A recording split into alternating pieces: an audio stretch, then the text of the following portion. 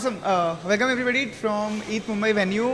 We are SE7EN Show. This is the first episode we are shooting with Pareen from Monad Foundation.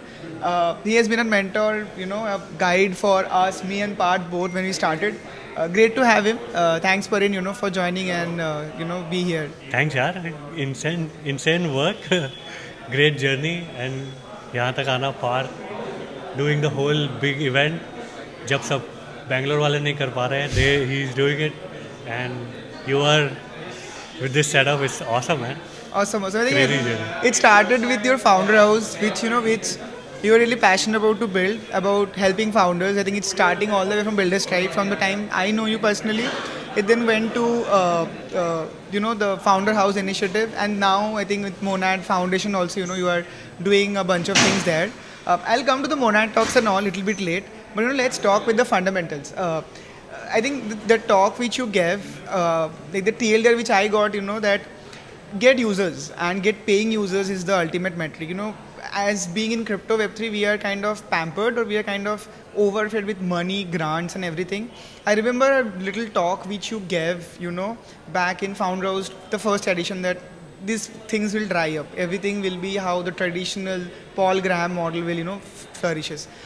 You are seeing that, you are in the forefront of the transition. You have seen founders who have been in that over liquidity phase. You are also seeing people now.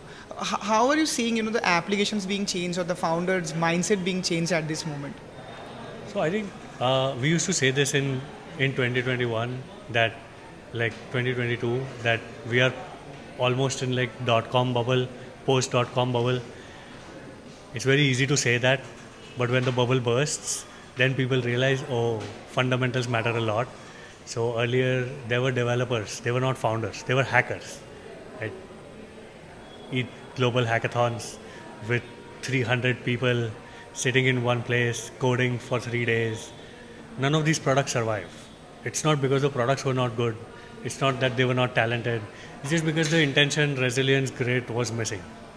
So when all of this dries up, speculative money, which was there in 2017, 2021, slightly in 2024 as well. Now it will come back again slowly, but it will never be 2021, where everyone with one MVP was getting funded. That's just not going to happen. But that also means that good founders have a lot more resources for them. Right. So 2021, a good founder was competing with 20 bad founders. Today, a good founder is competing with maybe 5 bad founders.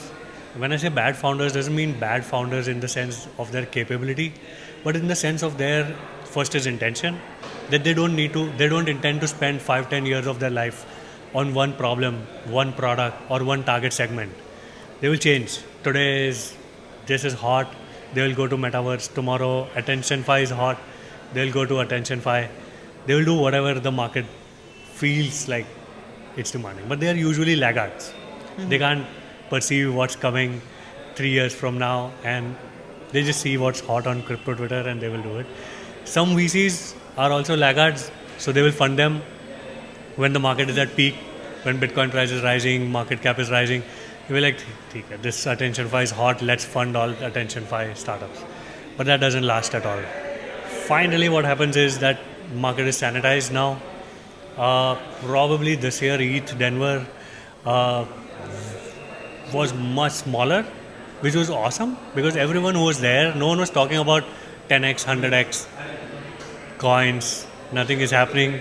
People were actually hacking. These were people who actually believed in the technology. So it becomes a very good filter. When liquidity goes, they say you can see who is naked, and the naked people go out.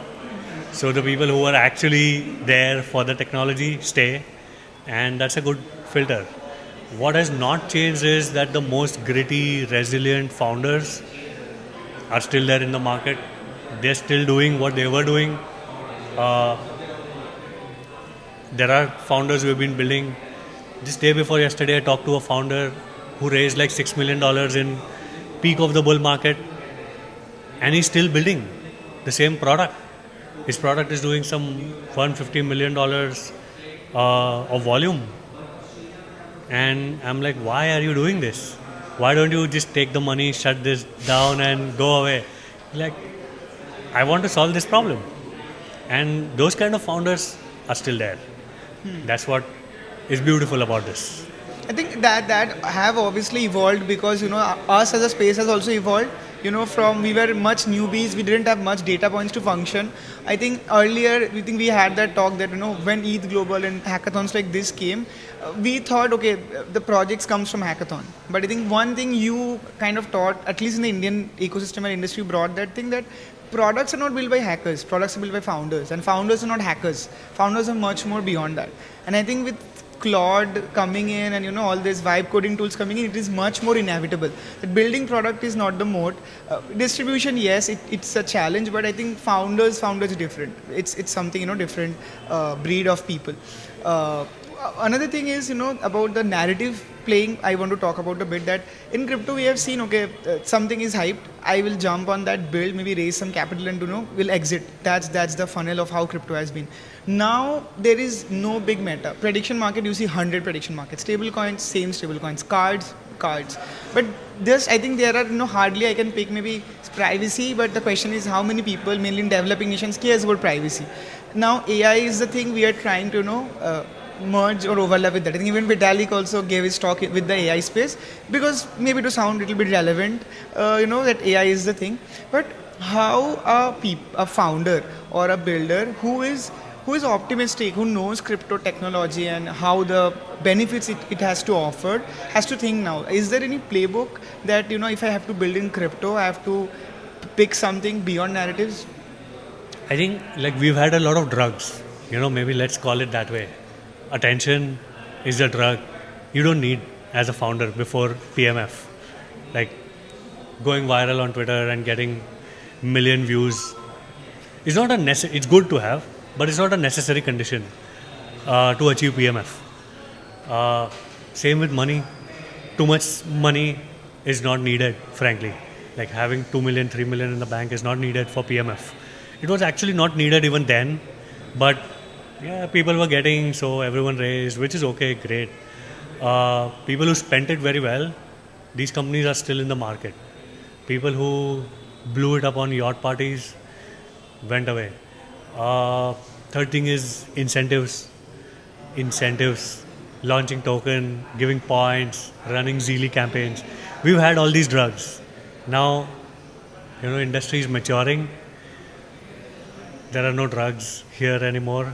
So what you said is actually what's happening. We are getting very close to Web 2, which means revenue. But also one extremely bad thing that has happened is that this whole industry has been concentrated around crypto Twitter. Right? So we feel, and the whole industry feels, whatever is happening on crypto Twitter is reality. That's also changing now. There are so many people who are just not bothered about crypto Twitter anymore. They don't care. Crypto Twitter is actually lagging. It used to be an early indicator, maybe 7, 8, 9 years ago. Today, crypto Twitter is actually a lagging indicator. So if there is a trend on crypto Twitter, like AI agents, X402, all that, it's actually pretty late, frankly. When Brian Armstrong tweets about this, Personally, I get very bearish on that. Think, okay, this is not working. There is this need of saying, I need to be in the narrative. Right? This is the narrative. It's more like a river, and I need to be in that. That's actually bad for founders. Because everything, a new narrative will come, you have to change your product direction. Not just that. Like you are late, basically. You are just late. Today, someone building Polymarket copy is late. Right? When Polymarket was actually building it, it was not the narrative at all. Imagine 5 years ago going to someone and Polymarket founder is like, I'm building a prediction market. They'll be like, huh? What is this? I don't know. Right? So, Paul Graham basically has said this very clearly, and this is very evident in Web 2. You have to be contrarian, but not for the sake of it. right? Crypto also, Twitter has this disease of being contrarian for the sake of it, because shit posting gets views and Elon Musk pays some dollars, so everyone is very happy about it. But how does real contrarianism come? Real contrarianism comes from user behavior, right? So, for example, in 2022, when we were running Builders Tribe, I saw these ETH Global hackathons. I was just like, none of this is going to survive. Why? Because you can just see it. I could just go to an ETH Global hackathon and ask someone, are you going to build this next week? And they would say, no, I don't want to. So if they don't want to, why are you making this person meet VC? Today, VCs were confused. Like, how do I figure out who is a good founder in hundreds of founders? Founders. They were not founders. They were builders. They were hackers. Whatever, the terminology got all jumbled. Earlier they were called hackers, then they were called builders. So we had to take a bet on saying, let's stop. Although our company was called Builders Tribe, most of my talks in, I think, 2022, 2023 were like hacker versus builder. Who's a real builder? Then I realized that builder has been co-opted by every hackathon platform. So we moved to founder. Founder house, when we started, I don't think globally there was anyone doing founder residency. Till date, I don't think there was a single founder residency there. I think now every chain has its own residency, and Now there is founder success. Yeah. That's market aping. So every chain that has founder success department Yep. is actually a misnomer. I'm not responsible for any founder's success. No one can be. Like Paul Graham is not responsible for any founder's success. That founder was anyway going to succeed. You were just an operator or helper. We were just trying to be their guardrail. Basically saying, these are 15 mistakes that every founder makes. I've seen 1,000 founders now. I know you're going to make this mistake. Please just don't go and make this mistake. That's all you can do. So people have still not understood what this means. Right? That's why everyone wants to build YC of crypto, and there's no YC of crypto. Because no one has, if you ask someone like who's running founder success department, have you read Paul Graham essays? They've not read. Have you raised money? They've not raised money themselves. So these things, crypto has a big ape problem, I would say. Everyone wants to ape into whatever is there. But actually that doesn't work out very well, frankly. Like for Founder House, the first batch, out of like 11 or 12 founders, we just did like a vibe check, and 7 of them are still alive. That's the metric. Right? The metric is, do they stay alive? And it was 2023. Now 3 years later, 50% of your startups are being alive is a big deal in the first place. And also like the entire SE7EN Go initiative, I think we never thought, me and Parth were very young. Exactly. We met and we're like, let's start something. Exactly. We were not product builders, but I think the first step, I think many people say, and we are also seeing in that way that, building a service company, raising money, managing 7-8 people, sustaining it for 2 years, it's a task. It's not an easy job to do. I think that happened Not at there. all. Because But we were around people who were motivated. It and didn't happen there. It was going to happen anyway. Right? So, like, we can't make someone a founder who is going to fail and make them succeed. Anyone who pretends to do that is actually lying to the founders and themselves also probably. Right?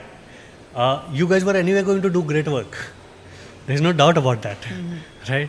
The selection process is to find people who are going to do great work anyway. What do you think, like Sam Altman, if he didn't go to Y Combinator, he wouldn't have done great work? Yeah, correct. He would have done great work anyway. Right? You just need the channel to next.